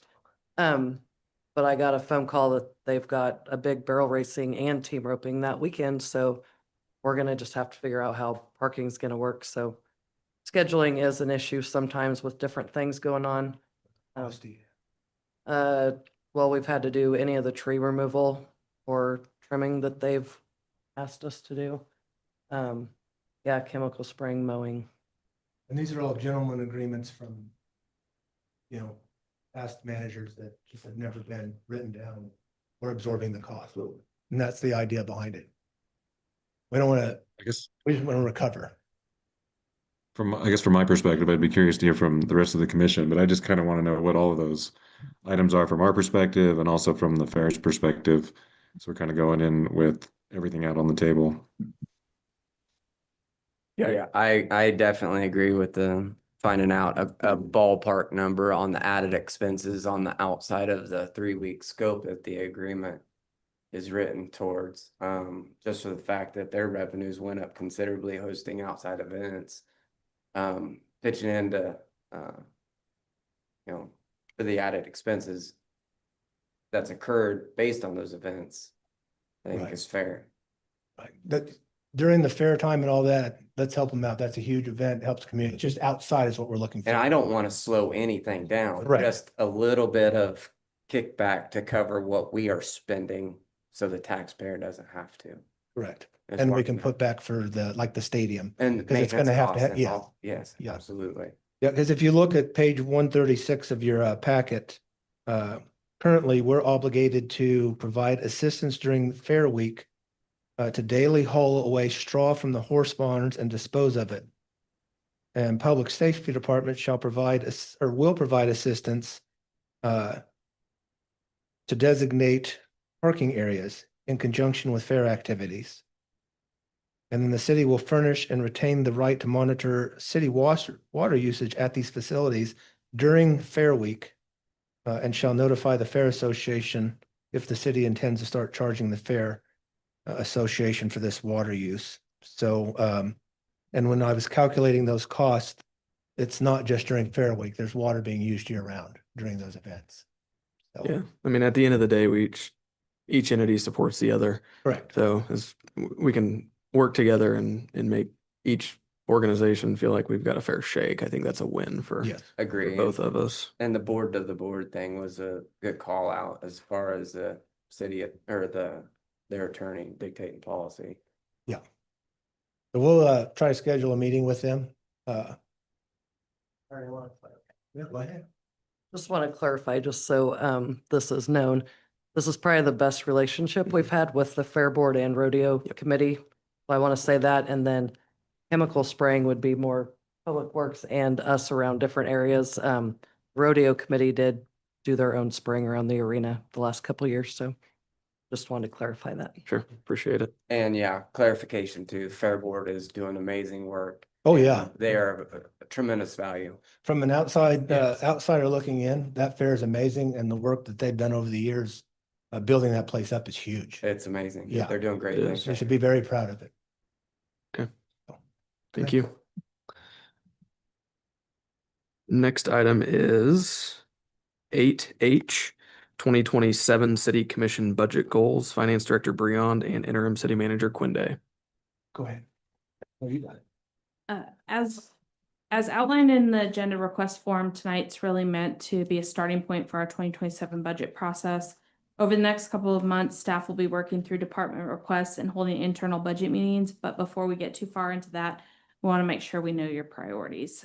So this conversation is intentionally meant to be high level. We're just looking for guidance that will help shape how we build the budget. Commission is asked to provide feedback on the following. What services are most important to maintain or improve? And if we do find ourselves needing to scale back, where would you be most comfortable seeing reductions and to what extent? Secondly, which projects or improvements should be prioritized? Also, we'd like to know how much in reserve should the city aim to maintain? As a reminder, our policy sets a target of maintaining at least 15% reserve in the general fund and a fund balance of not less than 10% of the anticipated GO debt bond and interest payments for the upcoming budget year. Beyond those minimums, we also want to be mindful of maintaining healthy reserves across funds to support long-term improvements and to be prepared for unexpected expenses. So any guidance you have on where you'd like to see those reserves levels land will be helpful.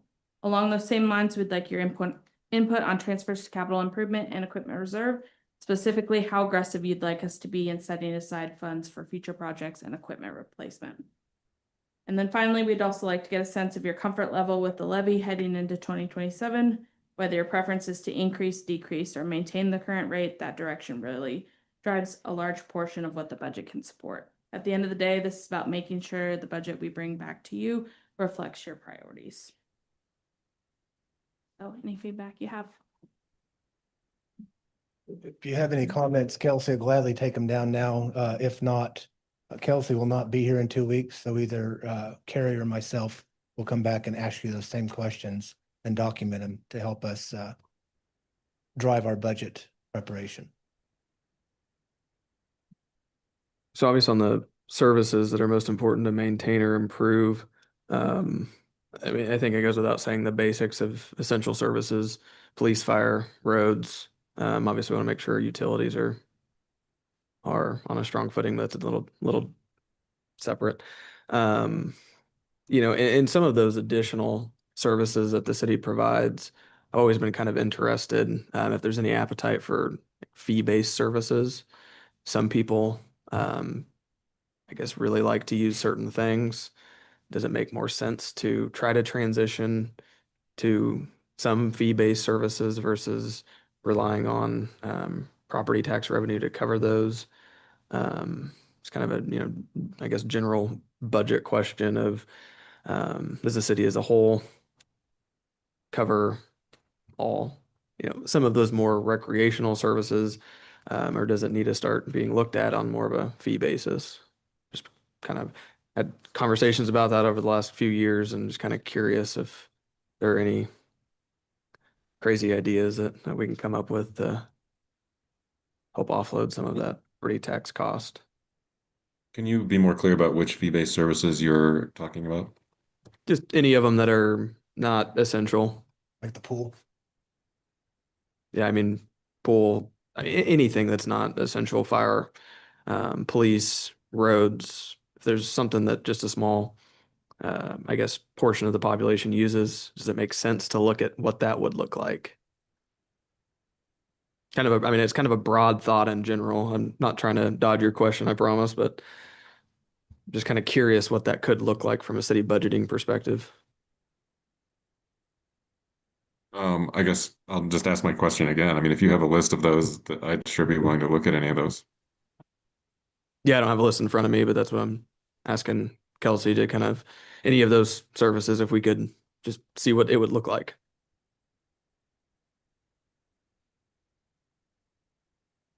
And to tie on to that, you could also look at your fee schedule. Mhm.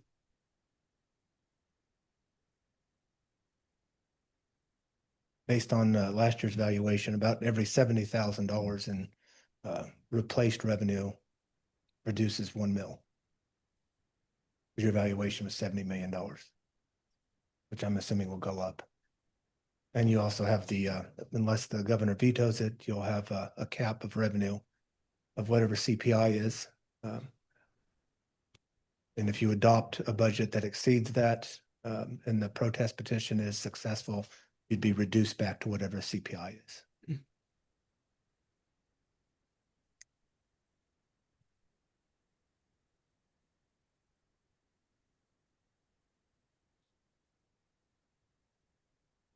Do you have any other spitball thoughts? That's all I was given, so. Yeah, I do plan on getting mine out, but I'll do it so in a little bit more detailed, organized fashion. Okay. And I said, we'll come back in 2 weeks and ask. Okay, thank you. Thank you.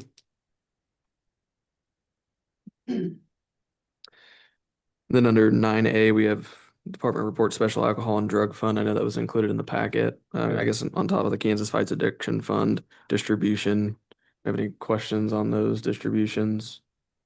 Or do you have anything you want to add? I know I just have a couple of comments Okay. outside of that. Whenever you're ready. Just as a matter of practice, I was one of the maybe potential recipients, I'm not exactly sure, to be honest with you, reached out to me about the process for distributing these funds. And to, I guess, the best of my knowledge and for my tenure on the commission hasn't had any input. And there's, from what I can tell, and I think from what Mr. Quinde could tell, there's no policy on how those funds are distributed. So I think we probably need to put something in writing that dictates what we're doing with that money, whether it is the commission who does it or someone else or another board potentially. I don't think that the current policy that we have, or the policy of not having a policy, is a responsible one. And the current practice is to take those applicants that meet the statutory requirements for that disbursement, if they meet those, to divide the available funds by the number of qualified applicants. So there's no winners and losers. There is an application form that was approved by the governing body that requires that one of those funds applications must be submitted by March 31st or March 1st. And this particular entity did not submit it in time. So they weren't awarded. And that's not a new policy. It's clearly on the application that you got to turn it in time. But, one of the things that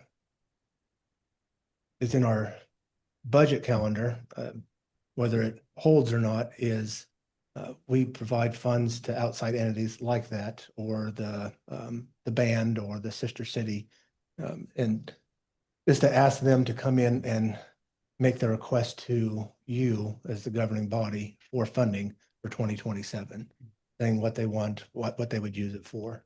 That way there's public discourse on, if you get questioned or staff gets questioned, why do we give X to these people or these people? So it's out there. You'll see that unless it's changed.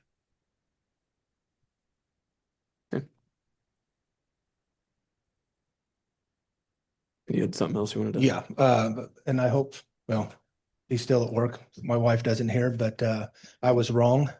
So if you ask her, I don't say that very often. The commerce agreement for the $2.5 million grant specifically states that grant funds may be paid up to 100% upon execution of the agreement and receipt of documentation from the city demonstrating that the city has its $750,000 match, which we did a few months ago. Key word is may, because I was here telling the commission that the agreement says once we show we have 750, we'll get the $2.5 million, we'll invest it, make a little bit. Commerce says that they will disperse the grant funds proportionate to our investment of matching funds. So for example, Kelsey submitted that we have spent $74,000 on that project. So Commerce sent us a check for $246,000. The one thing I want to point out is that the project estimated cost came in at $2.4 million. Now that can fluctuate when it goes out for bids, but just for illustration purposes, if that industrial park project comes in at $2.5 million, that's the cost to do it. The grant won't cover all of that. We still have our share. So if the project costs $2.5 million, we still have to pay our $750,000, and Commerce grant will cover 1.7. So the full amount would not be used, which is, I mean, we're still getting covered a great portion of that. So I just wanted to clarify that because I was, say it one more time, was wrong when I told you that, or at least they read it differently. And then the Rural Water District is meeting tomorrow to discuss the proposal sent to them on adjusting their water rates. We sent that to them at the end of February, but they had their annual meeting in March and also the Rural Water Conference. So they haven't had time to look at it. So we hope to have some movement on that in the next week or two. And then I have to grab my computer. I know you.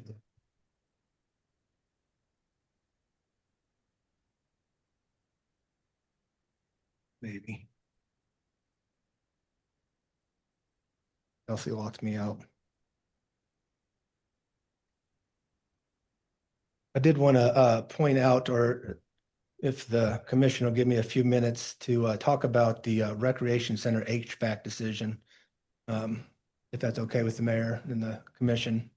But the city commission's recent decision to replace the Recreation Center's HVAC system and to use general obligation temporary note funds to do so has raised some understandable questions. A closer look at the public record helps clarify what occurred and why, though some details shared on social media may initially confound those who are reading that and are unfamiliar with the funding process. So I want to just clarify for those that may have been confounded by what they read on social media. In 2025, the city issued approximately $10.3 million in general obligation temporary notes to fund major capital projects, including the sports complex improvements, roadway preservation, and development of the industrial park. As those projects progressed, updated cost estimates and grant funding reduced the city's share significantly, and as a result, approximately $3.4 million of the borrowed funds remain unused. Under Kansas law and the original bond authorization, cities are authorized to reallocate unused bond proceeds to other eligible capital projects known as substitute improvements with the governing body's approval. In this case, the city commission considered using a portion of those already issued funds to address several deferred infrastructure needs, including the Recreation Center HVAC system. In simple terms, the decision was about how to use money the city had already borrowed, not whether the city should take on new debt. The funds in questions were already subject to interest cost, regardless of whether they were spent. Leaving those funds unused would not eliminate the cost incurred of borrowing and could increase long-term expense. Construction costs continue to rise, estimated at roughly 4% annually, meaning that delayed projects often become more expensive over time. The decision to replace the HVAC units rather than only two that failed has also drawn criticism and raised questions. While replacing only failed components may seem less costly in the short term, facility planning often takes a longer view. Aging systems tend to fail incrementally, leading to repeated repairs, service disruptions, and emergency replacements that can be more expensive than a planned comprehensive upgrade. For example, if you take the price of replacing all 9 of those units at once, it's approximately $14,000 per unit. If you do them incrementally or one at a time, that cost increases to $22,000 to $28,000, depending on the size of the unit and the crane rental. So you're saving yourself close to $100,000. Because of its scale and expected lifespan, the HVAC project was treated as a capital improvement rather than routine maintenance cost. Also, it should be noted that there is no money in the city budget for routine maintenance because of drawing the reserve down to zero or negative balances while trying to remain revenue neutral. Large system replacements are commonly funded through capital sources, including general obligation temporary notes or bond proceeds, rather than annual operating budgets. The process itself followed standard public procedures. This was discussed in several open city commission meetings and approved through the normal process. the proposed reallocation of bond funds was presented and discussed publicly, supported by staff analysis, city commissioner debate, and subject to formal approval. The approval of the projects that were reallocated will not move forward without a separate authorization from the city commission after additional discussions occur within the normal transparent channels of local government. Public officials, which includes staff and elected members, are responsible for balancing cost, risk, and long-term infrastructure needs. Reasonable people may disagree on the best approach in any given situation. However, the available documentation shows that this decision was made within legal authority through a public, open process and with the intent of making efficient use of funds already committed. Constructive public discussion is an essential part of good governance. Ensuring that those discussions are grounded in complete and accurate information helps maintain public trust and supports decision-making for the community's future, not clouding the facts. That's all I have to add. Thank you.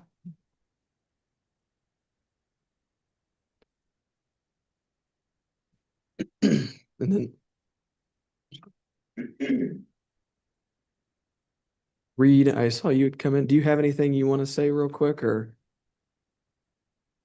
It's up to you. I just saw you come in, so I know you drove a long way. So if you just want to introduce yourself and.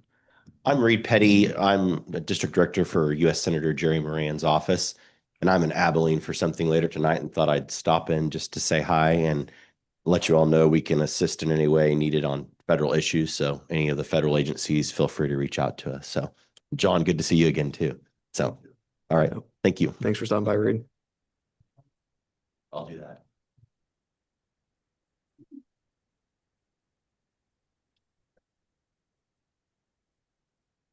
That. Yeah. I'll just fill you in on a quick update. Been in contact with UP Railroad after last week and today made arrangements. We'll work in partner with them, as you know, to repair the crossing scheduled for the 28th right now. That's the fastest that they could get a crew in here. So we'll work in partnership with them. They'll open up the tracks, remove panels. We'll do the tube repair and in coordination, get it all put back together. And the last other couple things real quick. On the same date, on the 30th, I think that's a Thursday, we have bid openings here at City Hall for both C-CLIP as the proposed project was scoped on the C-CLIP project, and then the second local street project, which will consist of microsurfacing local streets here in town as the second part of the street sales tax fund money. Just giving you an update on timelines on those. Okay, Thanks, thank Aaron. you. Thank you. Aaron, do you have an estimate on how much time you think you would need to explain any adjustments? Not more than 5 minutes. Okay. I'm happy to report a quick one. Okay. Well, I'm going to throw you out. I'm going to give 6 minutes just so we can make sure to get the Zoom or Teams meeting link set up so we can get Commissioner Kohlhoff in there as well. So with that, I would make I'd move to the city commission recess into executive session for 6 minutes to discuss with legal counsel the terms and conditions of a proposed city manager employment agreement based upon the need for consultation with an attorney for the public body, which would be deemed privilege in the attorney-client relationship pursuant to KSA 75-4319B2. The open meeting will resume in this room at 6:05.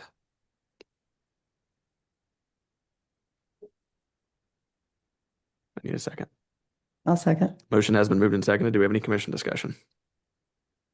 Seeing none, we'll do a roll call vote. Commissioner Kohlhoff. Aye. Commissioner Lytle. Yes. Commissioner Meisenberg. Yes. Vice Mayor Taylor. Yep. Myself, yes. Motion carries. We're in executive session.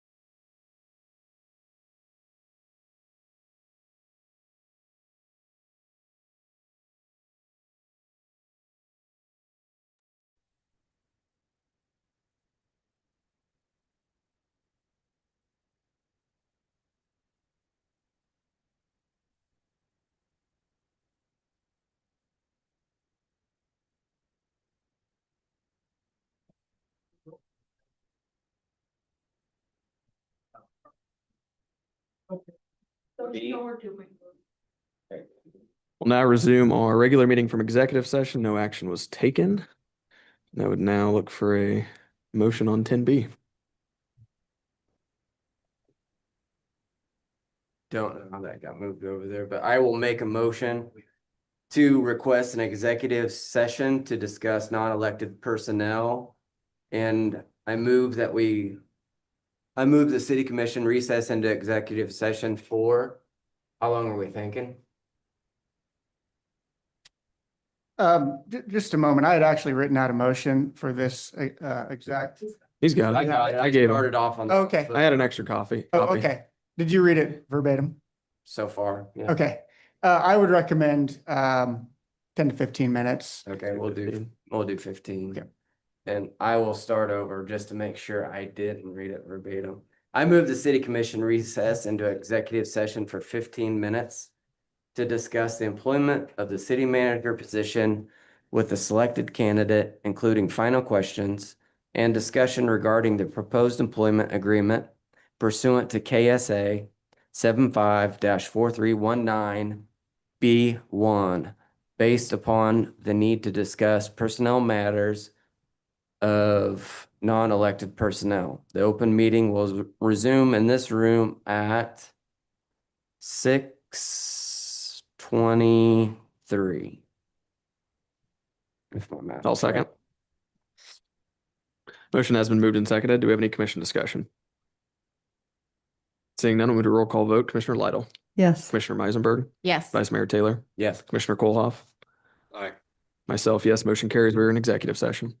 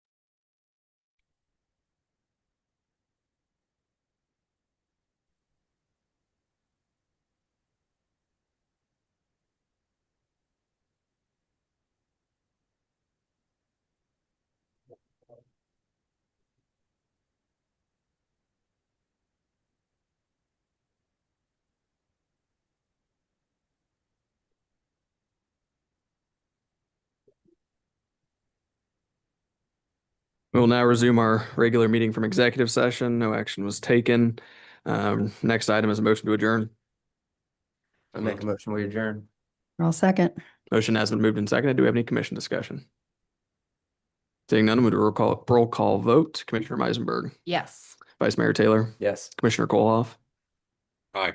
Commissioner Lytle, Yes. myself, yes, motion carries. We are adjourned. Well, I'm still live here. I was going to let you know I will not be in the study session here, and I apologize.